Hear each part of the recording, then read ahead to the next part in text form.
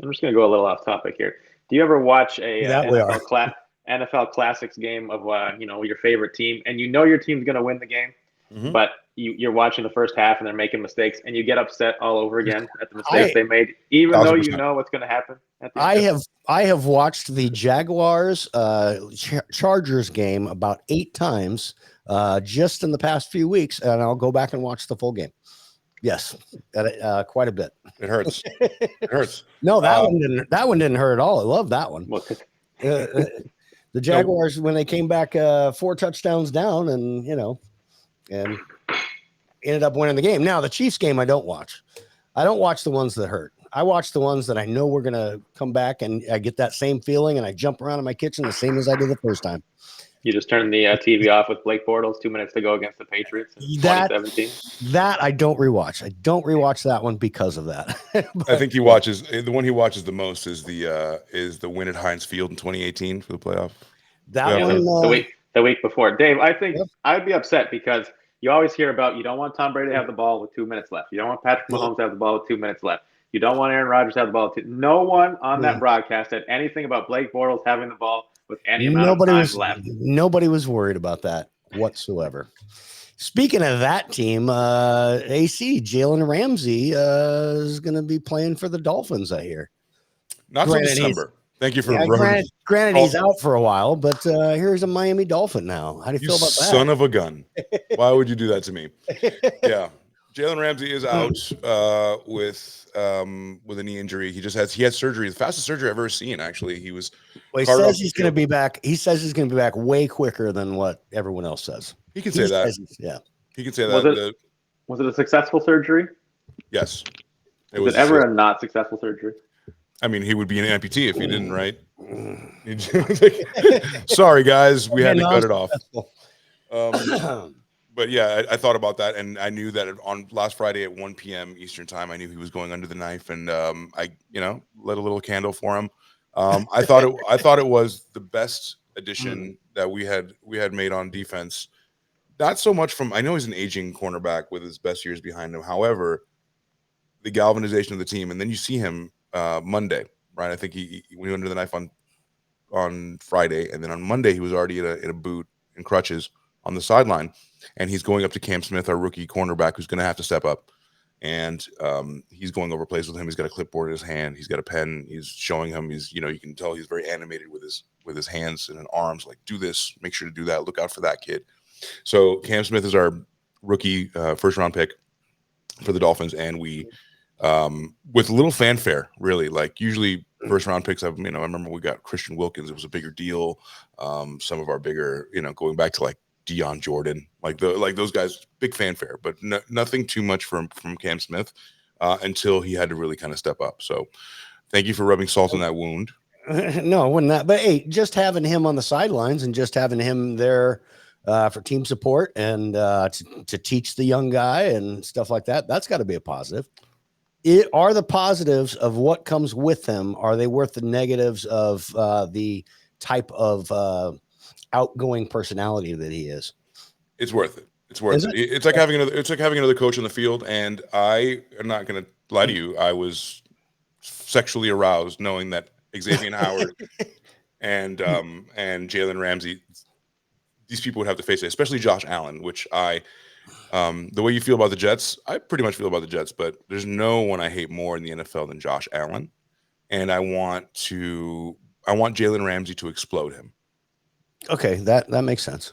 Does that make sense? I don't feel that way about Josh Allen. Of course, we're probably speaking of two different Josh Allens. Mine, of course, on my team on the defense. No, he's okay with me. He's okay with all me. All right, good.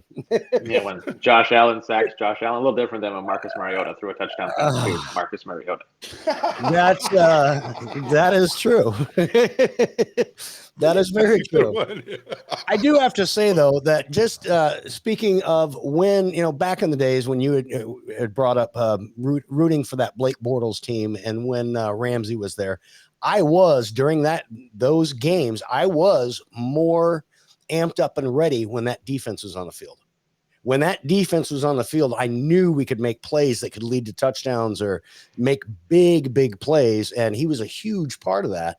I mean, coming up with interceptions to come back and win the game. I mean, it's just the defense that was incredible. It was incredible to root for back then. I knew Blake Bortles wasn't the answer. I knew that wasn't going to happen. I rooted for it. I hoped. But I was more excited when the defense was on the field. And I think it's an improvement to your defense as well. I was teasing you a little bit earlier, but I think it's, let's be real. I'm picking the Miami Dolphins to win that division. Not run away with it, because the Jets will be better, but Buffalo's going to go down. They're not going to be a 10, 11, 13. They'll be lucky to get, I don't know, 9 wins probably. Let's backtrack for a moment. You said, let's face it, they'll be better, as in the Jets would have a better roster than the Miami Dolphins? No. The Jets will be better than the Jets of old. The Jets will be better in general. Okay. In general than they were last year. So they are going to kind of be close, but I don't think Buffalo takes a step back definitely this year. I think you've got the best team in your division. Thank you. The Buffalo Bills will have something to say about that, but I'd like to get a third party arbiter on this, somebody who doesn't have any skin in the game. Dan Rod, what do you think about the AFC East? That's a stacked division. AFC East is a good division, obviously dominated by the Patriots for a long time, not to upset anybody here. But you have Buffalo, Miami, the Jets, and New England. The hard part I have in looking at the AFC East this year is you have a tough strength of schedule as a division. Obviously, in your own division, you're going to cannibalize each other because you play each other twice. But then you're also playing the AFC West, which some might argue could be one of the better divisions in football. And then in the NFC, you take on the NFC East, which last year was not the NFC least, but was the best division in the NFC side of things. That's true. So, Dave, you're talking about Buffalo getting to 9-10 wins. Theoretically, I could see this division being won with only 11 wins. You 12 might be right. wins. Yeah. You definitely might be. That's my fancy way of averting the question. But who do I think? I still think Buffalo is the class of the division. And if I'm putting any amount of anything on it right now, I still think it's Buffalo's division to lose. And I'd stick with Buffalo until they show me something else. Like, I like the Jets. I like what they've done. But still, it's Aaron Rodgers with a new team. We'll see. And obviously with Miami, AC, you'd probably better answer this than anybody. But the question marks probably still surround Tua. Is Tua's kind of this year's Jalen Hurts, where we're still wondering if he can get it done, and injury always a concern. Yes, it is a concern, 1,000%. Now, beforehand, and I'm going to be very candid with both of you and everyone who's watching now and in the future. I never wanted Tua Tagovailoa. In that draft, I was looking at Justin Herbert, and we could have had Justin Herbert at 5, no big whoop, and everything would have been different. Because I promise you, 10 times out of 10, I will take a 6'5" right-handed boy with a cannon that went to a great school like Oregon to throw me the ball and to throw the ball for me. And not only that, to develop. I know he's more of a project than the more polished Tua, but I'd rather have a unpolished prototypical guy than I would a 6'1". No, I mean, left-handed, just spins the ball differently. Like, everyone has to accommodate to him. I didn't want to have to do that. We had too many holes to be so specific on what kind of quarterback we needed, and a left-handed quarterback. And hey, we ended up with Jalen Waddle because of it, and that's probably one of my favorites on the team. However, I wouldn't have done that, and I would have gone Justin Herbert in a heartbeat. He's just a prototypical guy. I've never seen a guy like Tua win the Super Bowl. I've seen a ton of guys looking like Justin Herbert win it. So I would have gone with the numbers there. Just from the right-handedness perspective. Yeah, your probably closest perspective would be Russell Wilson winning the Super Bowl, but obviously right-handed versus left-handed. Yeah, I'm sure. There's Drew Brees. He's more like a Drew Brees, Russell Wilson type without the wheels, which is even scarier. And on top of that, to finish my point, you asked about the injury, 1,000%. After the first hit from Cincinnati, when Jason Tatum put him on his ass, rolled him, and it wasn't even that big of a hit where, I'm not trying to downplay his concussion because God knows at that point I started to galvanize with the kid. I felt for him. He's a quarterback of my team. Pretty bar none. Like, as much as you start hating people or don't agree with the pick, eventually you have to know that's your boy. You got to roll with it. If not, what are you going to do? Root against your team? So I didn't understand it at the time. I understood when he finally took the field for his first entire game. And then I saw, okay, against Baltimore when he threw that bomb to Tyreek, when he had no issues just cocking back with that fast Marino type release. I'm not comparing him to Marino. God knows that. But I can see why his mind and his decision making and his accuracy got him where he is, but he's no Justin Herbert in my book. If that answers your question. I don't know if he can play 17 games. I absolutely doubt it. I feel like he has a hip, he's got an ankle, he's got a calf, he's got a back, and now he's got 2 to 3 concussions that we know of. So I'm a realist here.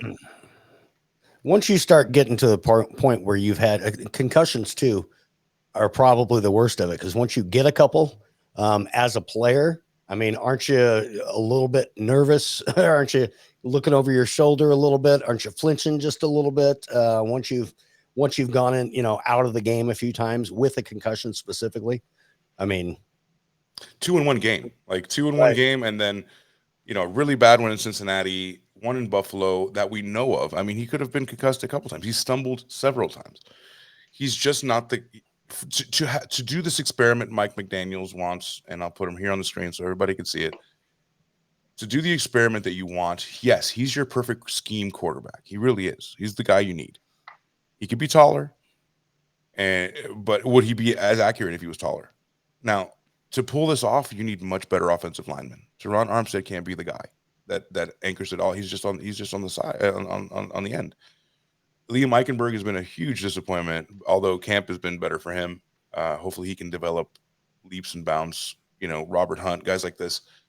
We didn't add anybody special. We didn't add anybody who is a playmaker that's going to keep Tua upright and his jersey clean. That's my issue. And if you don't do those things, and of course there still is the training camp, we have all the cuts and we have free agency one more time.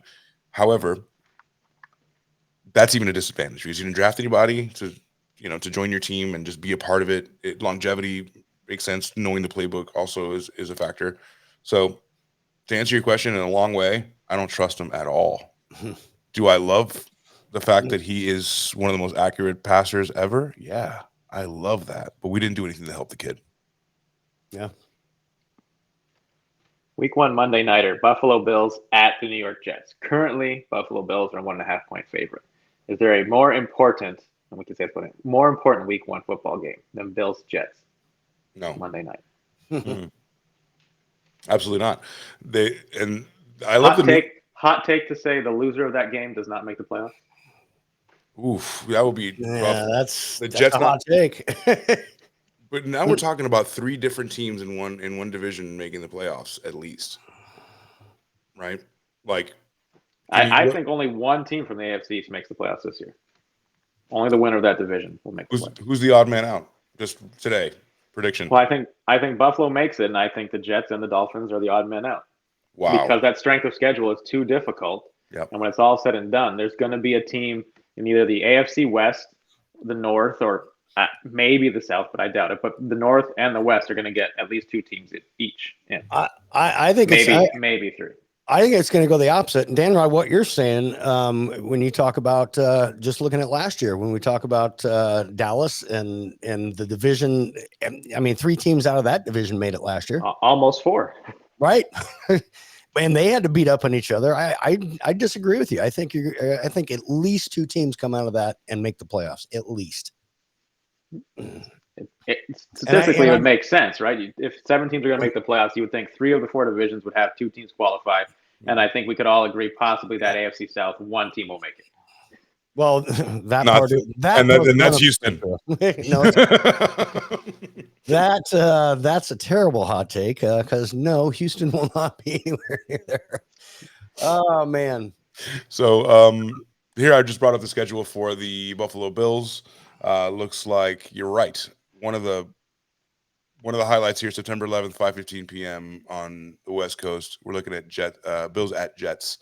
Aaron Rodgers welcomes Josh Allen to the building. along And with then those stats. your Las Vegas Raiders. Oh. That's Brandon's. Well, your hometown. Las Yeah, Vegas. my hometown Las Vegas Raiders. But Brandon, who will join us pretty soon, is a Vegas and Vikings fan, so he brings the knowledge with teams that are a little bit more obscure. I follow the Raiders pretty closely because I'm in an NFL city again, and it'd be weird to live in a non-NFL city, just because I have my whole life.